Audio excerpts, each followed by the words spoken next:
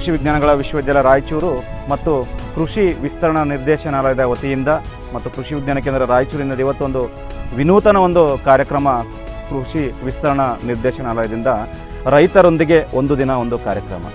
ಈ ಒಂದು ಕಾರ್ಯಕ್ರಮಕ್ಕೆ ನಮ್ಮ ಮಾನ್ಯ ಕೃಷಿ ವಿಸ್ತರಣಾ ನಿರ್ದೇಶಕರಾದಂತಹ ಡಾಕ್ಟರ್ AR ಕುರುಬೂರ್ ಸರ್ ಅವರು ಈ ದಿನ ಒಂದು ನಾವು ನೆಲ್ಕೋಳ್ ಗ್ರಾಮದಲ್ಲಿರ್ತಕ್ಕಂಥ ಒಬ್ಬ ಪ್ರಗತಿಪರ ರೈತ ಮಹಿಳೆಯಾದಂಥ ನೂರ್ಬಿ ಅವರ ಒಂದು ತೋಟಕ್ಕೆ ಬಂದಿದ್ದೀವಿ.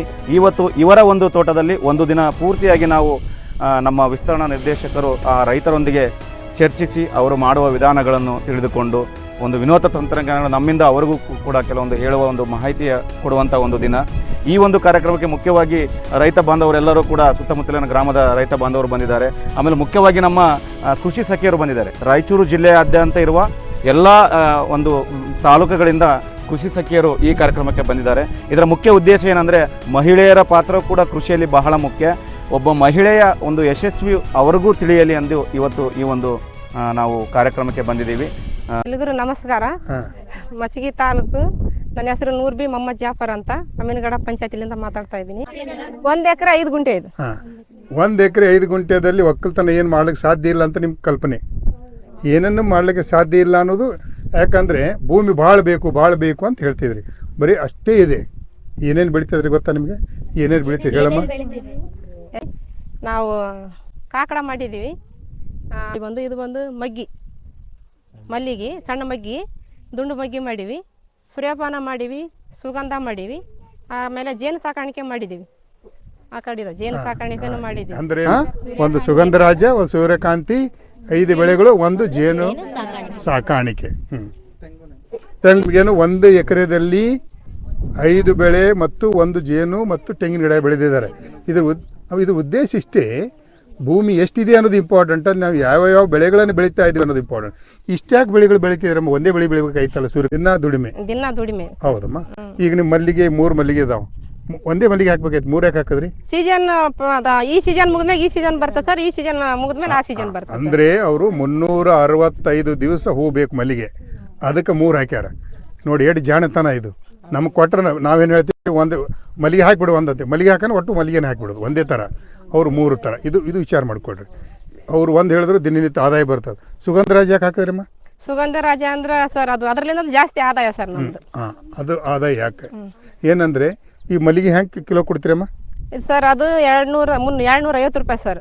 ಇದು 300 ಐತ್ರಿ ಸರ್. ಅದು 270 ಸರ್. 270 ಅಂದರೆ ದುಂಡು ಮಗ್ಗಿ 250, ಇದು ಕಾಕಡ 270, ಅದು 255. ಇದು 1 ಕಿಲೋಗೆ. 1 ಕಿಲೋ ಮುಂದೆ ಕೇಳಕತ್ತೀರಿ. ಸುಗಂಧರಾಜ್ ಹೆಂಗೆ ಕೊಡ್ತೀರಿ? 70 ರೂಪಾಯಿ ಐತಿ ಸರ್ 1 ಕೆಜಿಗೆ. 70 ರೂಪಾಯಿ. 70 ರೂಪಾಯಿ. ಒಂದು 10 ಮಂದಿ ಆಳ ದುಡಿತಾರ ಇಲ್ಲ ರೀ ಸರ್, ನಾವಿಬ್ಬರೇ. ನಮ್ಮ ಯಜಮಾನ್ರು ನಾವು ಇದಕ್ಕೆ ಮಾತ್ರ ಲೇಬರ್, ಅದಕ್ಕೆ ಲೇಬರ್ ಇಲ್ಲ ಸರ್. ನೋಡಿ, ಅವರು ಮಲ್ಲಿಗೆಗೆ ಮಾತ್ರ ಕೂಲಿಯವ್ರನ್ನ ಇಟ್ಟಿದ್ದಾರೆ. ಸುಗಂಧರಾಜಕ್ಕೆ ಇಲ್ಲ. ಸುಗಂಧರಾಜಿಗೆ ಕೂಲಿಯವ್ರು ಇಲ್ಲ. ಗಂಡ ಹೆಂಡತಿ 10 ಗಂಟೆಗೆ ಬರ್ತೀರ ಸರ್? 6 ಗಂಟೆಗೆ ಬರ್ತೀವಿ ಸರ್. 9 ಗಂಟೆಗೆ ಕೊಟ್ಟು ಬಿಡ್ಬೇಕು ಸರ್. 6 ಗಂಟೆಗೆ ಇಲ್ಲಿ ಇರ್ತಾರೆ ಹೊಲ್ದಾಗೆ.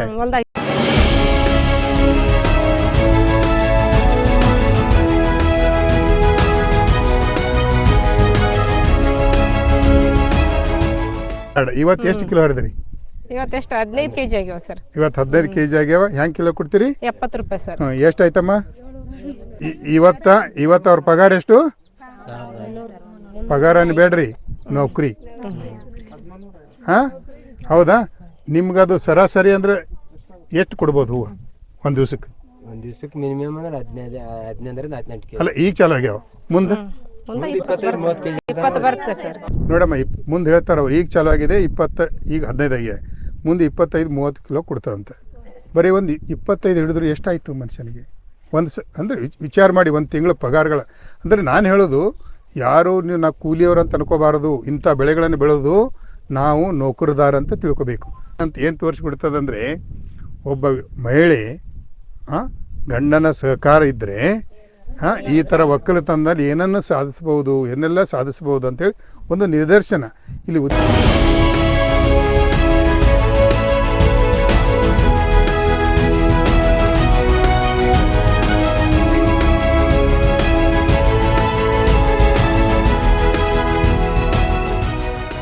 ಉದ್ದೇಶ ಇಷ್ಟೇ. ಇದು ಉದ್ದೇಶ ಇಷ್ಟೇ. ಇವರು ಮಾಡುವಂಥ ಕೆಲಸವನ್ನು ಇತರ ಮಹಿಳೆ ಇವತ್ತೇನು ನೀವೆಲ್ಲರೂ ಬಂದಿದ್ದೀರಿ, ನಿಮ್ಮಲ್ಲಿ ಒಬ್ಬರಾದರೂ ಬದಲಾವಣೆ ಆದರೆ ಸಾಕು.